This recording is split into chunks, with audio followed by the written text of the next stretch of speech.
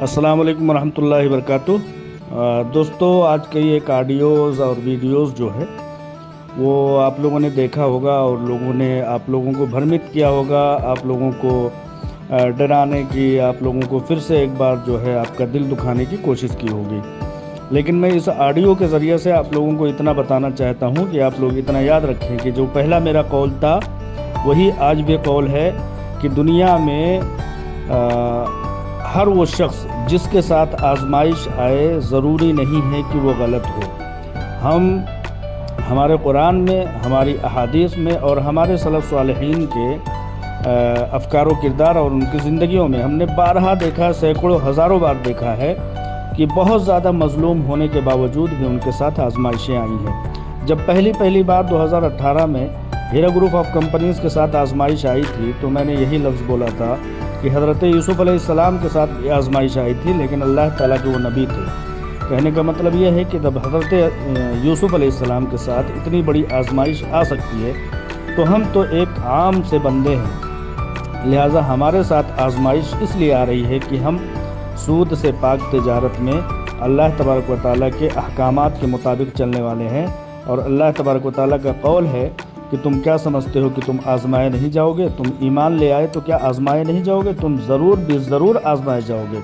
اور جیسا کہ میں نے کہا کہ تاریخ کے آئینوں میں جب آپ جھانک کر کے دیکھیں گے تو ظالم بادشاہوں، ظالم حکمرانوں نے پچھلی قوموں کو جو ہے لوہے کے کنگھیوں سے ان کے جسموں کو نوچ ڈالا، لوگوں کو جو ہے آریوں سے چیر ڈالا، ایسے ظلم گزرے ہیں۔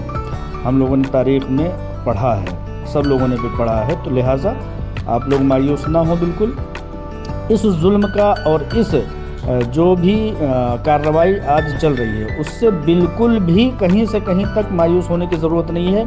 یہ ایک بوکھلاہٹ کی سمجھیے کہ ایک کارروائی ہے۔ آپ لوگوں کو میں حقیقت کے آئینے میں لے چلنا چاہتا ہوں۔ وکیلوں سے میری بات ہوئی ہے کہ یہ کیا ہے، تو انہوں نے بتایا کہ یہ بوکھلانے کے سوا اور کوئی دوسری کارروائی نہیں ہے، صرف اور صرف اور بوکھلاہٹ ہے۔ بوکھلاہٹ کس چیز کی ہے؟ بوکھلاہٹ اس چیز کی ہے کہ جو میعاد تھا ای ڈی کے اٹیچمنٹ کا، اس کا میعاد مکمل ہونے کے بعد ہیرا گروپ آف کمپنیز نے اپنی لائرز کی مدد سے ایک بار پھر سے اسٹے لینے کی کامیابی حاصل کر لی ہے۔ ای ڈی والے اور دوسرے ڈپارٹمنٹ والے یہی چاہ رہے تھے کہ ان کو دوبارہ اسٹے نہ ملے۔ بھائی، ہیرا گروپ آف کمپنیز کی جائیداد ہے، ان کو نہیں ملے گی، جائیدادیں ان کو استعمال کو نہیں ملے گی تو پھر کس کو ملیں گی؟ لہٰذا ہیرا گروپ آف کمپنیز کے لوگوں کو وہ زمینیں، وہ جائیدادیں ملی الحمدللہ۔ ایک بار پھر سے گزشتہ روز ایک دن پہلے وہ ایک بار پھر سے اسٹینڈ ہوا اور اس پر اسٹے دوبارہ سے مل گیا۔ لہٰذا اس اسٹے کے ہوتے ہی ای ڈی کی یہ بوکھلاہٹ کی کارروائی ہو رہی ہے۔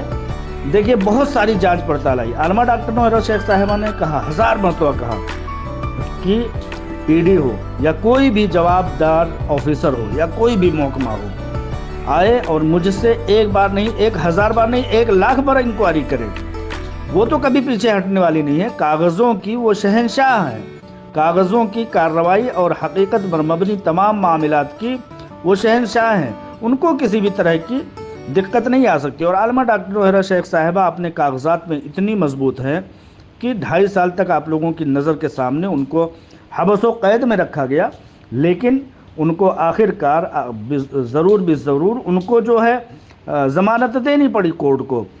عالمہ ڈاکٹر نوہرا شیخ صاحبہ کو کوئی بھی گزند، کوئی بھی چونٹ، کوئی بھی آنچ آنے والی نہیں ہے، آپ لوگ یہ بھی نوٹ کر لیجئے، کیونکہ ان کو سپریم کورٹ آف انڈیا نے ان کو ضمانت پر بری کیا ہوا ہے اور مکمل طریقے سے بری کیا ہوا ہے۔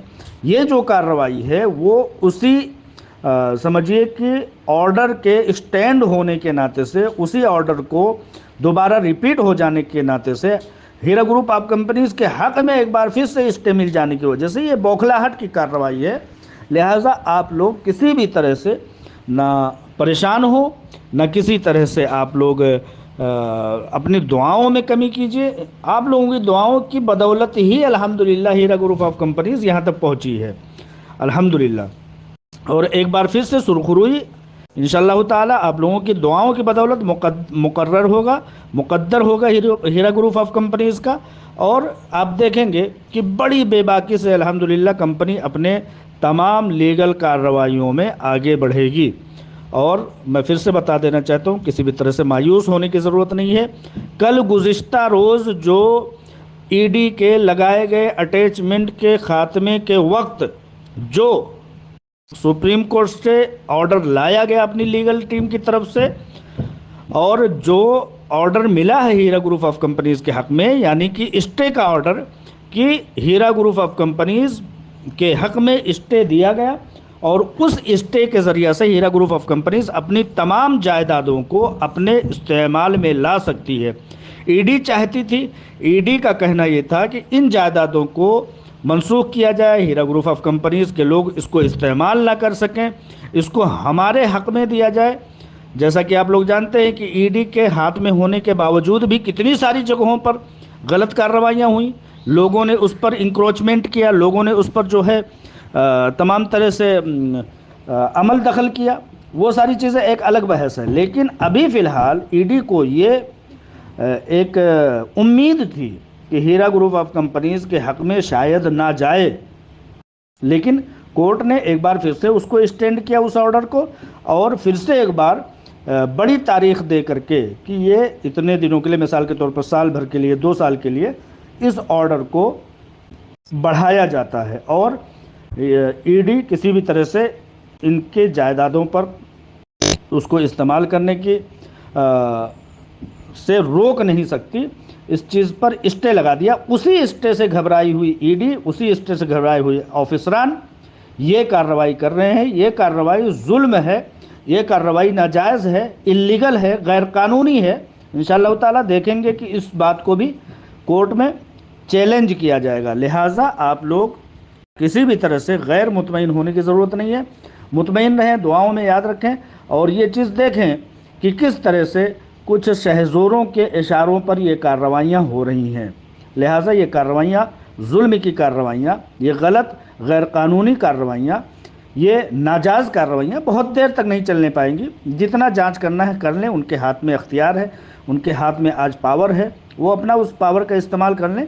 लेकिन हकीकत हाल ये है कि हीरा ग्रुप ऑफ कंपनीज़ के हक़ में स्टे मिल चुका है। उस स्टे से घबराई हुई ये ईडी, ये ऑफिसरान ये कार्रवाई कर रहे हैं, जुल्म की कार्रवाई कर रहे हैं। वरना इस तरह का दबिश, जिस तरह की दबिश बताई जा रही है, इस तरह की दबिश तो इससे पहले तक नहीं की गई थी। लिहाजा आप लोग इस बौखलाई हुई कार्रवाई को समझें, दुआओं में याद रखें। जज़ाकल्लाहु खैरन कसीरा। अस्सलामु अलैकुम रहमतुल्लाहि व बरकातुहू।